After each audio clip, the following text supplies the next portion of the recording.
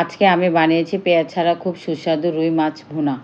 প্রথমে রুই মাছের টুকরোগুলো ভালো করে ধুয়ে পরিষ্কার করে নিয়েছি। এরপর মাছের মধ্যে হলুদ গুঁড়ো, লবণ আর সামান্য তেল দিয়ে ভালো করে মেখে নিয়েছি। মেখে নেওয়ার পর মাছগুলোকে প্রায় 10 মিনিটের জন্য রেখে দিয়েছি, যাতে মশলাটা ভালোভাবে ঢুকে যায়।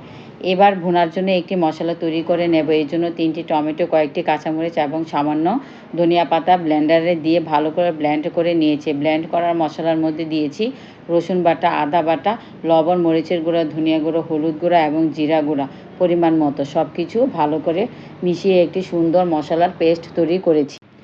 এখন একটি ফ্রাই প্যানে তেল গরম করে আগে থেকে মেখে রাখা মাছগুলো ভালো করে এপিট ওপিট করে ভেজে নিয়েছি।